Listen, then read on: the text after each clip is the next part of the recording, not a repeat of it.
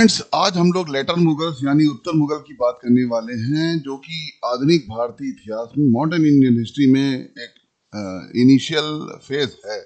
यानी अगर एक प्रकार से कहा जाए कि औरंगजेब की डेथ के बाद से लगभग आधुनिक भारतीय इतिहास शुरू हो जाता है। वैसे तो आधुनिक भारतीय इतिहास की शुरुआत अलग अलग लोगों के हिसाब से अलग अलग है, लेकिन जब हम यूपीएससी या किसी अदर एग्जाम की प्रिपरेशन में आते हैं तो हमारे क्वेश्चंस का जो टाइम पीरियड है, उनका जो फेज है, वो कहाँ से डिसाइड होता है। तो आज हम लोग जो है लेटर मुगल्स या उत्तर मुगल की बात करने जा रहे हैं।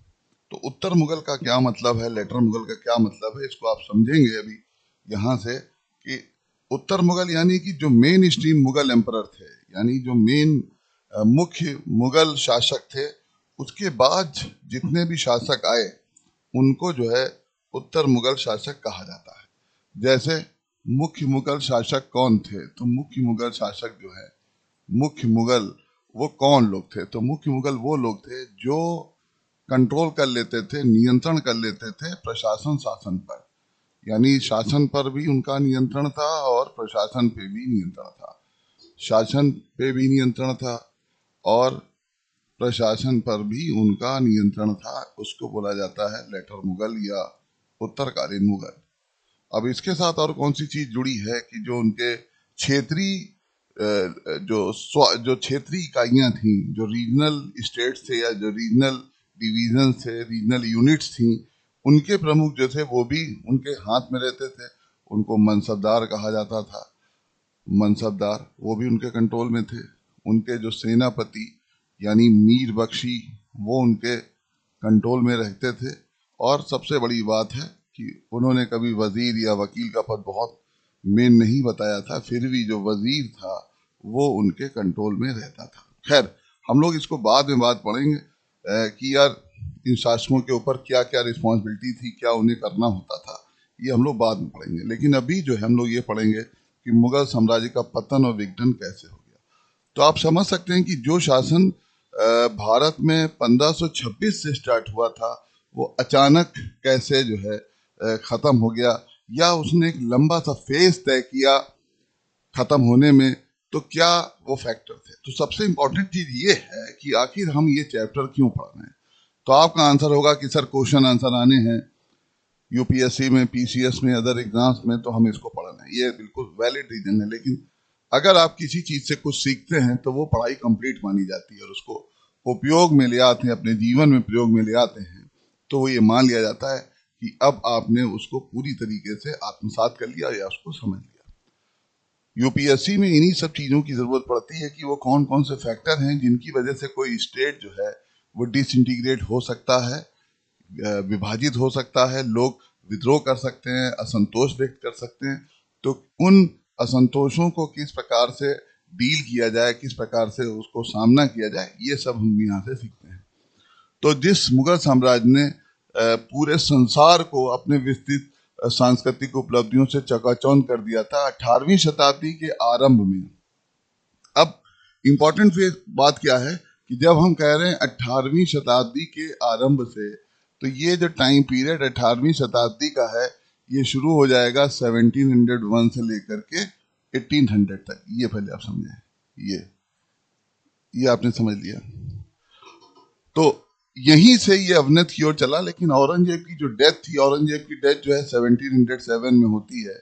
ये तो यहाँ पे ये क्वेश्चन आपसे पूछा जाता है कि औरंगजेब की डेथ कब हुई, तो 1707 में। तो औरंगजेब की जो डेथ होती है उसी को मुगल का सांधिकाल कहा गया। रात्रि नहीं कहा गया। सांधिकाल का मतलब है कि वो जो फेज था वो डिक्लाइन की ओर था।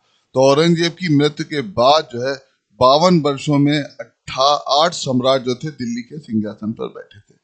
यानी अगर 1707 में 52 को जोड़ दिया जाए तो लमसम जो है 1760 तक हम पहुंच जाते हैं। यानी ये जो फेज है, यहाँ पर शाह आलम द्वितीय जो है वो, या शाह आलम टू जो है आप जिसको कह सकते हैं, वो यहाँ पे मुगल शासक बना था।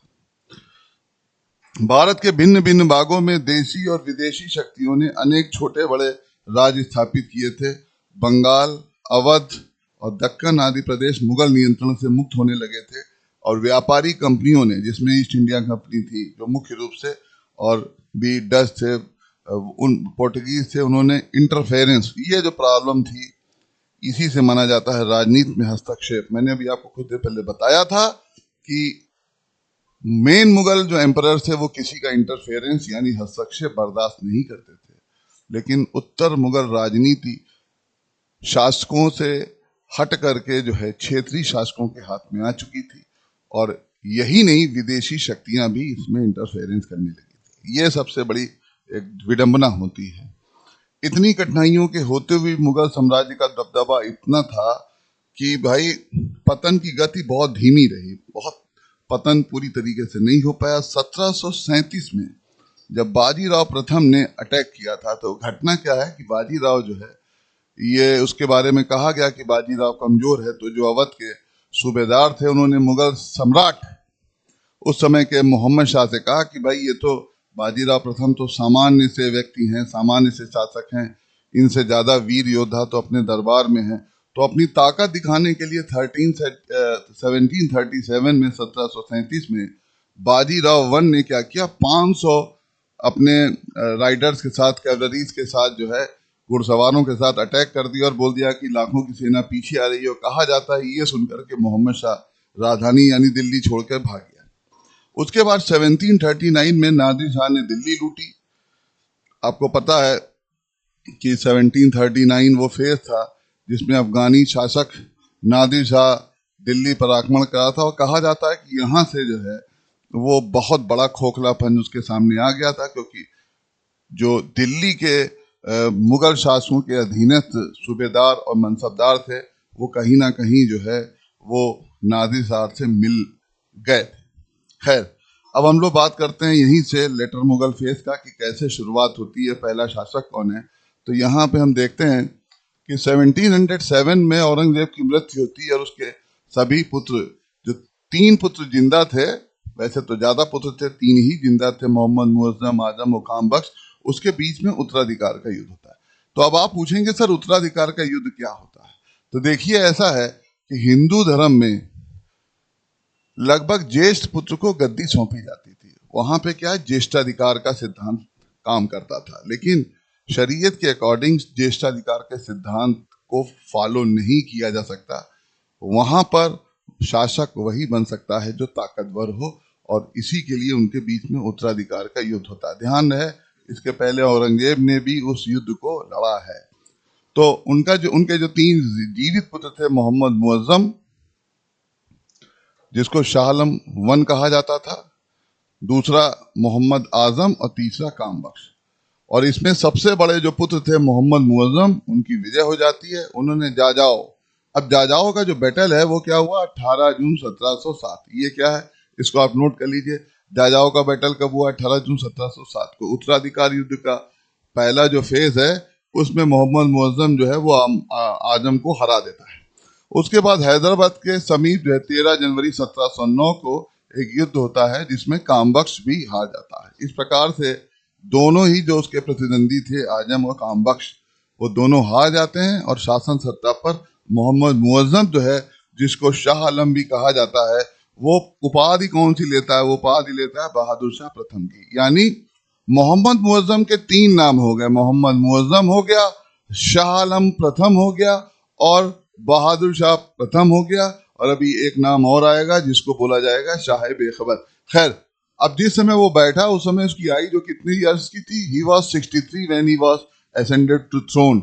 जब वो गद्दी पे बैठता है तो उसकी 63 साल की युद्ध थी, उम्र थी। इसका मतलब ये था कि वो एक बहुत बड़े सक्रिय नेता के रूप में नहीं था। यहाँ पे इसका कहने का तात्पर्य ये है कि 63 की एज में पहुंचने के बाद वो खुद ज्यादा लड़ नहीं सकता था। उसका जो रोल था वो सुपरवाइजरी हो सकता था, पर्यवेक्षक का हो सकता था। इसलिए अब उसको इन सारी चीजों के लिए जो है अपने मातहतों या अपने जो उसके जो सबॉर्डिनेट्स है उसके ऊपर डिपेंडेंट होना था।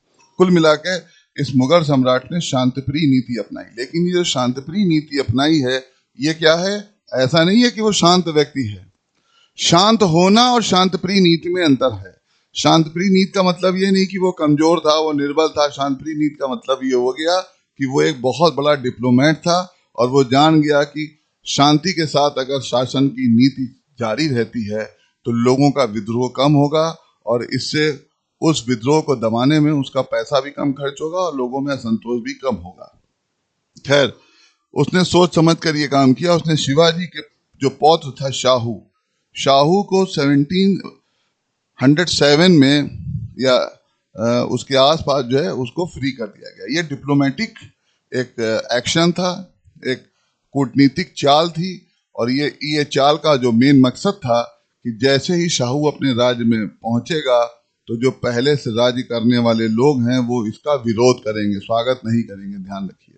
और जब वो इसका विरोध करेंगे तो मराठा जो साम्राज्य है उसमें शक्तियां विभाजित हो जाएंगी। तो शांतिप्रिय नीति भी कूटनीतिक हो रही थी और कूटनीतिक नीति भी जो है वो शांतिप्रिय थी। तो शाहू को 1689 में औरंगजेब ने कैद कर लिया था उसकी मां के साथ में। समझिए, परिवार को ही उसने कैद कर लिया था। ये खैर अलग की बात करते हैं फिर। और फिर हम लोग ये देखते हैं कि ये डिप्लोमेटिक एक्शन था तो बिल्कुल था। तो अब यहाँ पे बहुत सारे क्वेश्चंस आपके सम्मुख आ गए। पहला क्वेश्चन क्या आ गया? पहला क्वेश्चन आ जाता है भाई कि औरंगजेब की मृत्यु कब होती है। तो औरंगजेब की मृत्यु कब हुई ये आपको बताना है। औरंगजेब की मृत्यु कब हुई, ये मृत्यु कब हुई। तो मैंने यहाँ पे क्वेश्चन मार्क लगा दिया है। अब आप पढ़ रहे हैं तो आप इसका आंसर दें। फिर दूसरा क्वेश्चन क्या है? दूसरा क्वेश्चन है कि उत्तराधिकार के युद्ध में कौन विजयी हुआ। उत्तराधिकार के युद्ध में कौन विजयी हुआ, इसमें ये एक क्वेश्चन हो गया। अब आपको आंसर लिखना है, राइट। फिर आपको लिखना है कि क्वेश्चन नंबर 3 कि जाजाओ का युद्ध कब हुआ। जाजाओ का युद्ध कब हुआ ये आपको लिखना है। जाजाओ का युद्ध ये। तो इस प्रकार से जब आप पढ़ते हैं और प्रैक्टिस करते हैं तब आपको क्वेश्चन आंसर याद होते रहते हैं। फिर क्वेश्चन नंबर 4 कि हैदराबाद का युद्ध किसके बीच हुआ, कब हुआ हैदराबाद का युद्ध, ठीक है, ये कब हुआ। इसके बाद आप पढ़ेंगे कि भाई शाहू को क्यों मुक्त किया गया। मैंने क्यों शब्द जोड़ा है अगर ये आपको याद है। फिर एक क्वेश्चन और लिखना है। क्या लिखना है कि बाजीराव प्रथम ने दिल्ली पर आक्रमण कब किया। बाजीराव प्रथम ने दिल्ली पर आक्रमण, और ये मैंने, और नादिर शाह ने दिल्ली पर आक्रमण कब किया। नादिर शाह का आक्रमण ये। अब आप अगर इन क्वेश्चन को पढ़ रहे हैं तो आप ऐसे जवाब दे सकते हैं।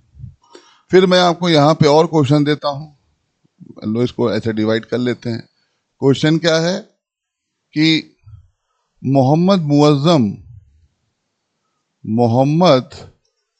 मुअज्जम के अन्य नाम क्या हैं, के अन्य नाम। अब आपको चारों नाम कम से कम बताने हैं। आंसर जो है कम से कम चारों नाम का देना है ये। फिर आपको क्वेश्चन है कि शाहू को किस शासक ने कैद किया। ये आपको इस प्रकार से पढ़ना है। अब आप अगर पढ़ते चल रहे हैं तो आपको ये समझ में आ जाएगा कि आपकी तैयारी का लेवल क्या है। और यही वो साइकोलॉजिकल ट्रिक है जिसके जरिए जो है आप चैप्टर के ऊपर ग्रिप करना चालू करते हैं। यानी पूरा पढ़ते समय बीच बीच में आप किस प्रकार से उसके ऊपर फोकस करेंगे। अब राजपूत राजाओं के साथ में उसने शांति स्थापित कर ली। तो शांति स्थापित करने का मतलब यहां पर क्या है? तो शांति स्थापित करने का मतलब है कि विद्रोह ना हो, विद्रोह रोकने के लिए क्या करेगा, उन्हें पुरस्कार देगा और पद देगा, ठीक है।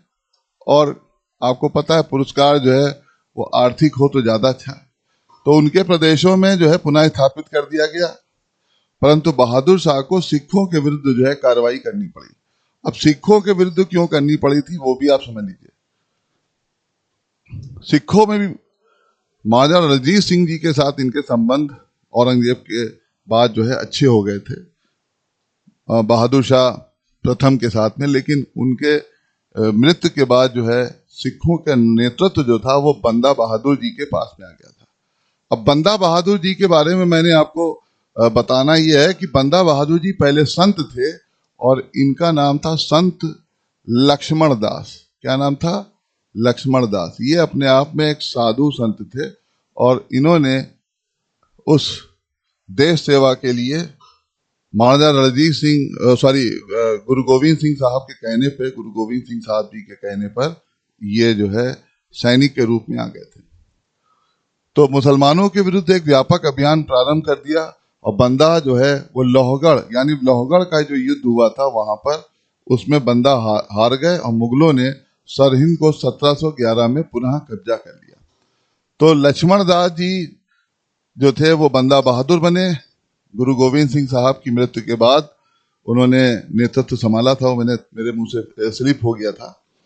अब यहाँ पर बहादुर शाह सिखों को कभी मित्र नहीं बना पाया था गुरु गोविंद सिंह साहब के बाद, और 27 फरवरी 1712 को बहादुर शाह की मृत्यु हो जाती है। अब कुल मिला के जब वो गद्दी पे बैठा तो 63 का था, यानी 1707 में वो गद्दी पे बैठा 63 का था। तो जब मरेगा 5 साल बाद तो उसकी एज जो है वो 68 हो जाएगी। तो यहाँ सर सिडनी ओवन एक लेखक है, वो कहते हैं भाई यह एक अंतिम मुगल शासक था जिसके बारे में कुछ अच्छे शब्द कहे जा सकते हैं, और इसके पश्चात मुगलों का जो पतन था वो तेजी से प्रारंभ हो गया। तो कुल मिलाकर के पतन क्यों प्रारंभ हो गया वो अभी हम लोग जानेंगे कि पतन क्यों प्रारंभ हो गया। फिर 1712 में दोबारा से एक उत्तराधिकार का युद्ध होता है बहादुर शाह के पुत्रों के बीच में, जिसमें जहांदार शाह, अजीम उस शान और रफी उस शान और जहान शाह, ये 4 उसके पुत्र थे। इनके बीच में उत्तराधिकार का युद्ध होता है और उस युद्ध में विजयी होता है जहांदार शाह। अब जैसे ही अब आपको लग रहा होगा कि ये युद्ध कैसे हो रहा है, तो ये युद्ध ऐसे हो रहा है कि इसमें वजीर, मीर बख्शी, क्षेत्रीय दल, उन सब ने अलग अलग लोगों की तरफ से लड़ना स्वीकार किया है। उनका मानना है कि अगर किसी व्यक्ति को हम लड़ाते हैं वो जीत जाता है तो शासक बनने के बाद वो हमें महत्वपूर्ण पद देगा। अब इस उत्तराधिकार के प्रश्न को हल करने में लफड़ा क्या हो गया कि बहादुर शाह का जो शव था वो 1 माह तक दफन भी नहीं हो सका। पहली बात तो समझिए, यानी जो उत्तराधिकार का युद्ध चल रहा था उस युद्ध में किसी ने ये इम्पोर्टेंट नहीं समझा कि पहले जो है अपने पिताजी का जो शव है इसको दफना दिया जाए। तो 1 माह तक उनको दफना ही नहीं गया। तो उसके बाद क्या होता है, दरबार में ईरानी दल के नेता होते हैं जुल्फिकार खां और इनके फादर होते हैं असद खां। ये लोग क्या करते हैं, ये जहांदार शाह को प्रोटेक्शन देते हैं, उसको हेल्प करते हैं और उस उत्तराधिकार के युद्ध में इनको जो है मुगल शासक बना दिया जाता है। तो ये कुल मिलाकर के लगभग 1 साल सत्ता पे बैठ पाते हैं और उसके बाद इस सम्राट ने क्या किया, जुल्फिकार खां को क्या कर दिया, अपना प्रधानमंत्री यानी वजीर नियुक्त कर दिया। 10 मास के भीतर जहांदार शाह को भी अजीम उस शान के पुत्र फारूक सियर ने सैयद बंधुओं की सहायता से चुनौती दी और फरवरी 1713 में उसको हराकर मार डाला जहांदार शाह को। राइट। अब फारूक सियर जो है उसने अब्दुल्ला खां को वजीर और हुसैन अली खां यानी सैयद बदस में मीर बख्शी बना दिया। कुल मिलाकर के यहाँ से बहुत सारे क्वेश्चन अभी आएंगे जिसकी प्रैक्टिस आपको करनी है। अब आपको ये देखना है कि भाई ये जो क्वेश्चंस हैं ये क्वेश्चन हमको किस फॉर्मेट में नोट करने हैं, किस फॉर्मेट में हमको लिखना है। राइट। इस क्वेश्चन को भी हम डिस्कस करते चलेंगे। अब सम्राट ने क्या किया, फारूक सियर, यहाँ पे फारूक सियर ने सैयद बंधुओं के जुए को उतार फेंकने की कोशिश की। इसका मतलब ये है कि सैयद बंधु ये 4 रहे थे कि भाई ऐसा है कि किसी तरीके से हम शासन पे सवार हो जाएं, उसके ऊपर शासन करने लगे। और उधर सम्राट ये सोच रहा था कि भाई किसी तरीके से हम इन लोगों को यहाँ से विदा कर दें और सारी शक्ति अपने हाथ में ले लें। कुल मिला के ये कहानी हो रही थी।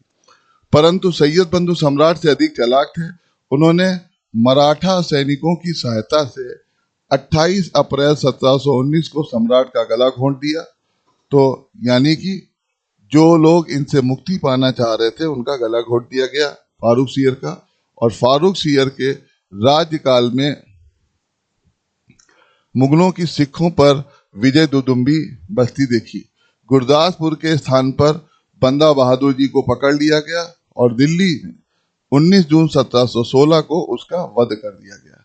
1717 में सम्राट ने ब्रिटिश इंडिया कंपनी को बहुत सी व्यापार संबंधी रियायतें दे दी और इनसे बिना सीमा शुल्क के रास्ते बंगाल में व्यापार भी करना जा सकता था। ये कुल मिला के जो है छूट मिली थी किसको? अंग्रेजों को। किसने दी थी? फारूक सियर ने। तो ये जो है बड़ी कहानी है यहाँ पे और इन क्वेश्चंस को भी हम सॉर्ट आउट करते चलेंगे। तो सबसे पहले हम देखते हैं कि कौन कौन से क्वेश्चन हमको सॉल्व करने हैं। तो क्वेश्चन नंबर 1 जो है वो क्या बोलता है? क्वेश्चन नंबर 1 बोलता है कि भाई फारूक सियर की हत्या किसने की? फारूक सियर की हत्या किसने की? ये पहला क्वेश्चन है। लेकिन चलो हम जुल्फिकार अली खां से भी बात कर लेते हैं। जुल्फिकार खां। तो पहला क्वेश्चन के बाद दूसरा जो क्वेश्चन आता है वो क्या आता है कि भाई जुल्फिकार खान को जहांदार शाह की बात होती है। जहांदार शाह को गद्दी पर किसने बैठाया? तो जहांदार शाह को गद्दी पर किसने बैठाया? इसका नाम मैंने आपको बताया था। गद्दी पर किसने बैठाया? ये राइट।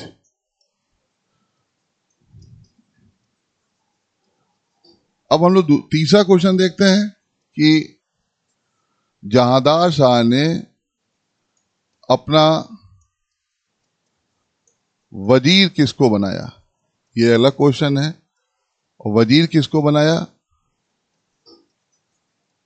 और किस दल का है? वजीर जो है वो किस दल का था? ये क्वेश्चन क्लियर है। फिर नेक्स्ट क्वेश्चन है कि जहांदार शाह की हत्या किसने की? को हराया व हत्या किसने की?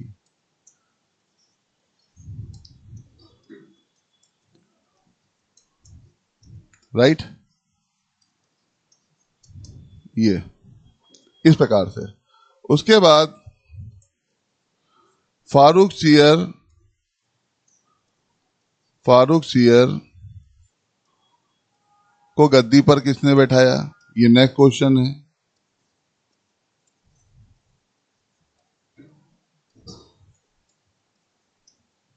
राइट। ये नेक्स्ट क्वेश्चन है। उसके बाद क्वेश्चन क्या आता है? उसके बाद क्वेश्चन आ जाता है कि बंदा बहादुर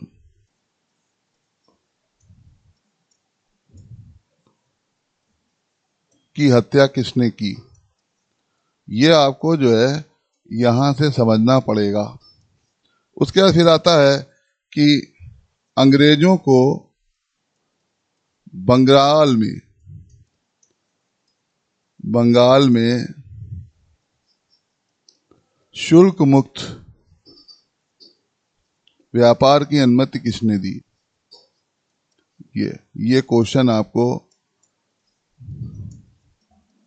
याद करने पड़ेंगे और नोट करने पड़ेंगे। अब जब आप इस तरीके से पढ़ाई करते हैं तब जाकर के आपका चैप्टर जो है वो कंप्लीट होना शुरू करता है। राइट। फिर हम लोग आगे बात करेंगे कि फारूक सियर के बाद किसको गद्दी पे बैठाया गया। तो फारूक सियर के बाद सैयद बंधुओं ने शीघ्र ही अलग अलग लोगों को बैठाने की कोशिश की। उसमें सबसे पहले बैठाया रफ़ी उद दर्दात, जो कि मात्र 3 महीने बैठ पाया, 28 फरवरी से 4 जून 1719। और रफ़ी उद दर्दात के बाद रफ़ी उद दौला, जो कि 6 जून से 1719 तक बैठा। उसके बाद फाइनली मोहम्मद शाह 1719 से लेकर के 48 तक जो है वो बैठा। तो रफ़ी उद दर्दात, रफ़ी उद दौला, उसके बाद मोहम्मद शाह, यानी जिस सिस्टम को हमने ऑप्ट किया था शाह आलम प्रथम, मोहम्मद मुअज्जम, बहादुर शाह प्रथम से।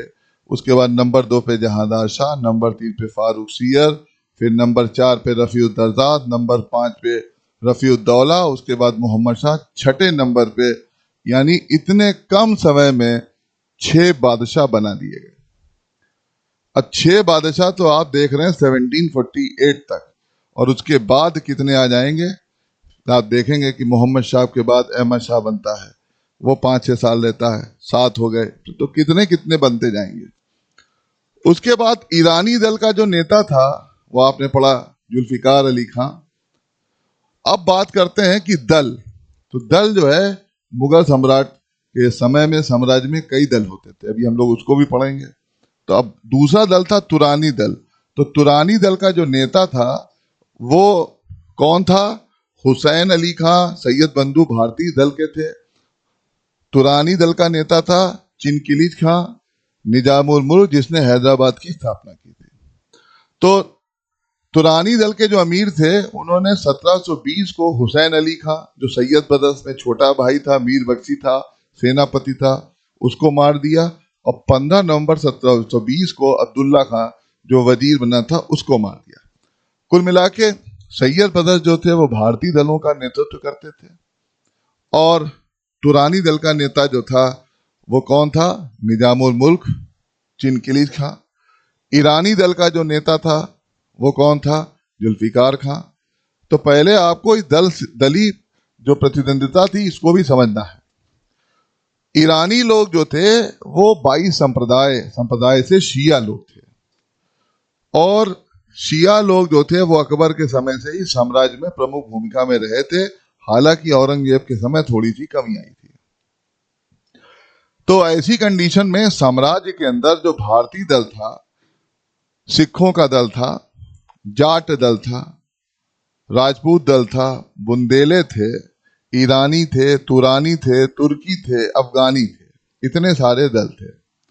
तो जो ईरानी दल था उसके समर्थक, उसके लोग शिया संप्रदाय के मानने वाले थे। ऐसी कंडीशन में साम्राज्य के दरबार में जो सुन्नी संप्रदाय के मानने वाले लोग थे, उन्होंने इनके खिलाफ एक मोर्चा बनाना स्वीकार कर लिया और मोर्चा बनाना स्टार्ट कर दिया।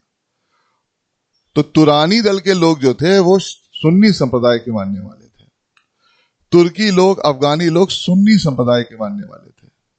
तो ऐसी कंडीशन में उनको ये बर्दाश्त नहीं हो रहा था राजनीतिक रूप से कि शिया जो संप्रदाय के लोग हैं वो शासन में महत्वपूर्ण भूमिका निभाएं।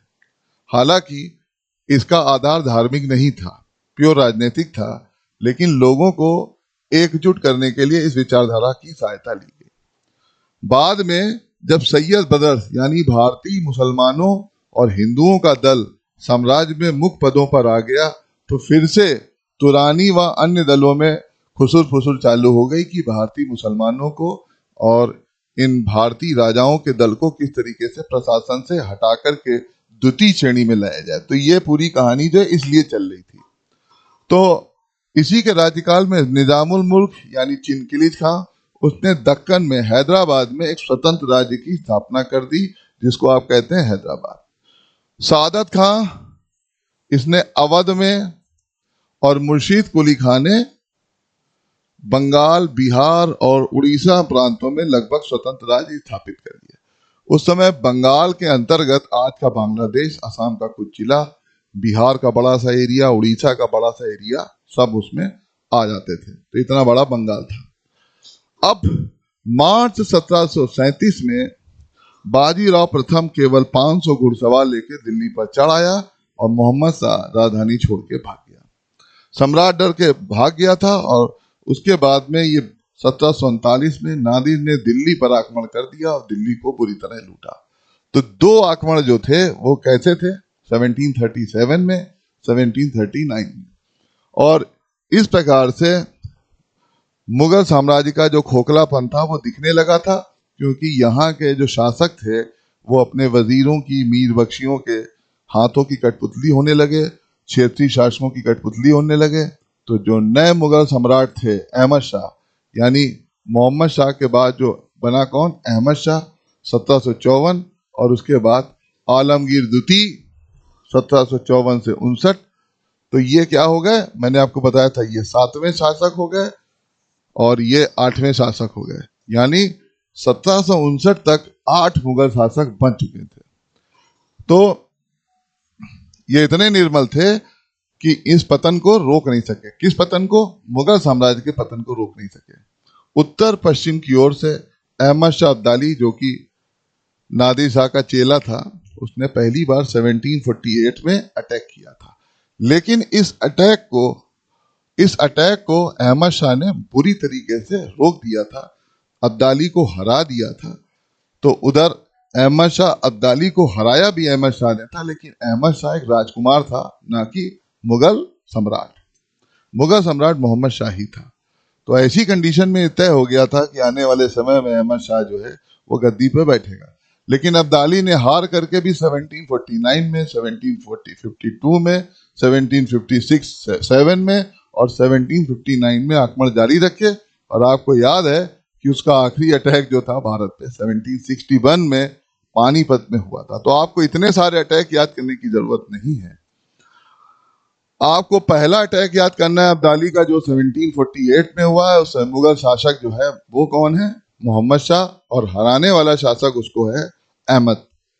अब इधर के अहमद शाह ने उधर के अहमद शाह अब्दाली को हरा दिया, तो अहमद तो कॉमन हो गया, इसलिए आपको टेंशन नहीं होगी। उसके बाद शीघ्र ही पंजाब पठानों ने और मालवा बुंदेलखंड मराठों ने छीन लिए। यानी मुगल साम्राज्य से पंजाब भी छीना जा रहा था, मालवा बुंदेलखंड भी छीने जा रहे थे, और ये इस बात के द्योतक थे कि मुगल शासक और शासन दोनों कमजोर हो रहा है। उसके बाद 1759 में, बाद में शाहजहां III के बाद शाह आलम द्वितीय को 1759 से 1806 तक गद्दी पर बैठाया गया। ये अत्यंत निर्बल शासक था। उत्तर मुगल शासकों में सबसे लंबे समय तक गद्दी पे बैठा था, लेकिन सबसे कम पावर इसके बाद में थी। ये भी आप समझ सकते हैं। तो इसके नाम मात्र के सम्राट थे, और ये अपने अमीरों, मराठों और अंग्रेजों की हाथ की कठपुतलियां बनते चले गए। 1803 में अंग्रेजों ने दिल्ली जीत ली। एक क्वेश्चन ये भी बन गया। और अंग्रेजों ने मुगल साम्राज्य का ढोंग 1858 तक बनाए रखा। ढोंग की बात मतलब यह है कि पूरी तरीके से शासन सत्ता अपने हाथों में नहीं ली, लेकिन वास्तविक शक्ति अंग्रेजों के हाथ में बनी रही। इस प्रकार से अंतिम मुगल जो शासक था वो हो गया बहादुर शाह जफर। अब हम लोग बात करते हैं उत्तरकालीन मुगल अभिजात की। उत्तरकालीन मुगल अभिजात, जो मुगल नोबेलिटी कहा जाता है, ये अभिजात वर्ग कौन है, पहले इसको समझना। अभिजात वर्ग, नोबेलिटी का मतलब जैसे आज के मिनिस्टर्स, आज के बड़े बड़े IAS, ब्यूरोक्रेट्स, ये सब अभिजात वर्ग में आते हैं। उत्तरकालीन मुगल राजनीति में एक बहुत बड़ी बात जो उभर कर आई थी वह यह कि वैसे शक्तिशाली सरदारों का उत्थान था। That there was rise of powerful subordinate officers, powerful nobility, उस समय उनका राइज होता है, और उनको जो है अब किंग मेकर के रूप में जाना जाता था। जबकि सैयद ब्रदर्स जो थे वो रियल किंग मेकर्स हुआ करते थे।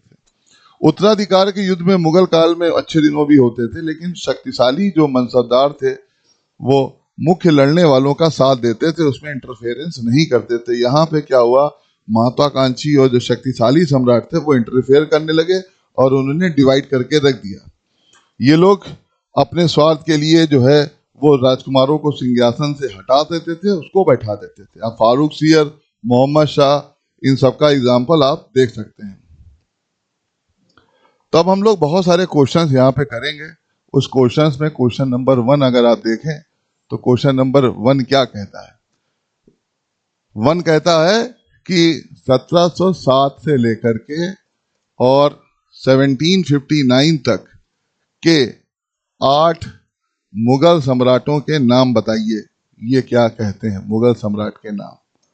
ये आप बताइए।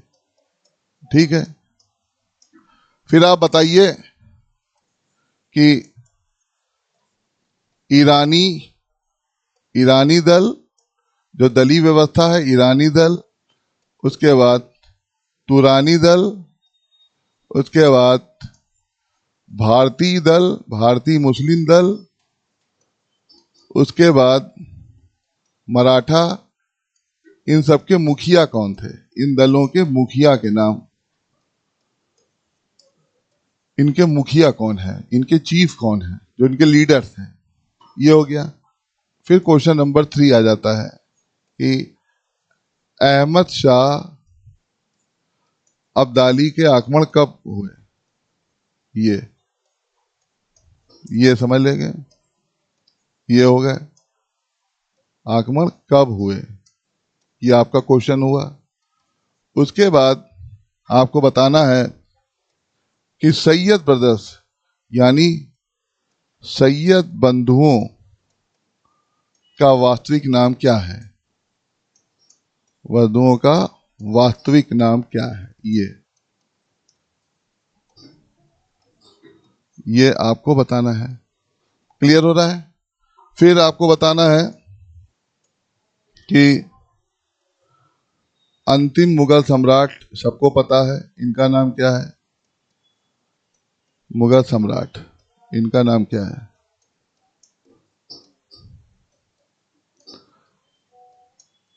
फिर आपको यह भी बताना है कि ये वास्तविक शक्ति किसके पास थी, यानी मुगल, उत्तर मुगल शासकों में, उत्तर मुगल शासकों में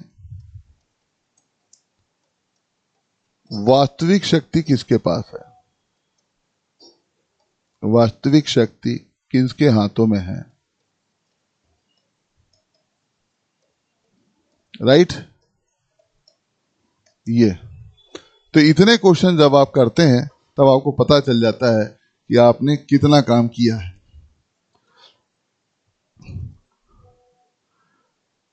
तो आपको पता है कि फारूक सियर, रफ़ी-उद-दरदात, रफ़ी-उद-दौला, मोहम्मद शाह, ये सब जो थे, ये किसने बैठाए थे, ये सैयद बंधुओं ने बैठाए थे। 1720 में सैयद बंधुओं का पतन हो जाता है और बाकी जो दल थे वो ऊपर आ जाते हैं और निजामुल मुल्क और मोहम्मद अमीन खान के नेतृत्व में तुरानी दल अधिक मजबूत हो गया और ये दल आधुनिक दलों की भांति जो था वो भिन्न भिन्न नीतियों पर आधारित नहीं थे, अपितु केवल स्वार्थ भावना से प्रेरित थे। और इस प्रकार से जो मुगल सम्राट थे वो देश के हितों के विपरीत ही कार्य कर पाए, राइट। तो ये अपने आप में आप जब पढ़ते हैं, तो जब आप पढ़ते हैं तो आपको पता चलता है कि मुगल सम्राट जो है, मुगल सम्राट कितने अपने समय में कमजोर थे, कितने मजबूत थे, इस प्रकार से आप इसको देख सकते हैं।